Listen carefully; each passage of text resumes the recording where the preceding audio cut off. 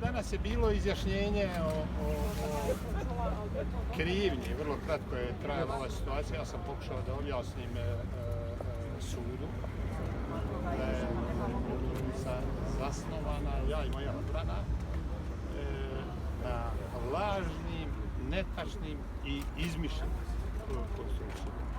I opet stalno insistiram na tom da se optužbe pominju neka oštećena budžetna sredstva, ali je žalosno što sama tužiteljica, pa i glavna tužiteljica Gordana Tadić, koja je parafirala tu odluku, ne razumije šta je budžet, kako se budžet konsumira i kako su predviđena budžetska sredstva.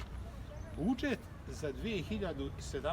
godinu, kad oni kažu da je oštećen budžet, je donesen još krajem 2016. godine u decembru 2016. I ti sredstava nema u budžetu, nisu predviđeni.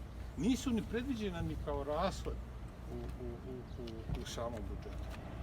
To su čista donatorska sredstva koja su došla od Evropske komisije i delegacija Evropske komisije vršila nadzor nad utroškom tih sredstava.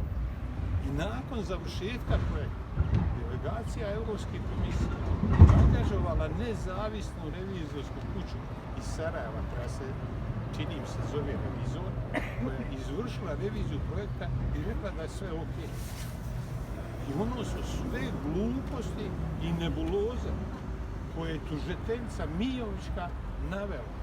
Ali je žalosno, ja sam sada razmišljao da li ona stvarno ne zna šta je budžet ili kako se projektuje budžet i kako se usvaja budžet ili je namjerno iskrivljivala. Ali sam ubeđen da ona stvarno ne zna. Ne zna, žena nema pojma. Ja sam vidio kad ja pričam o budžetu, ona se čudi. Ona kaže pa to je uplaćeno na trezor. Pa trezor je račun samo, nije trezor budžet. Trezor je samo jedan jedinstven račun prema kome idu sredstva u budžet i kome se prazne iz budžeta. Pa kad ona kaže da je uplaćena na trezor, onda ja ne znam, ja bi skočio sa tornja onoga, kako zove, onaj najveći toranj, znao samo da neće ništa biti. I to. Mislim, ne mogu ja došao u situaciju da pregovaram sa tužiteljicom koja ne poznaje situaciju. Ne razumije situaciju, ne razumije, žena ne zna. Ali što ona ne zna, nek se ispostavilo ne zna ni Gordana Tadić koja je parafirala takvu situaciju.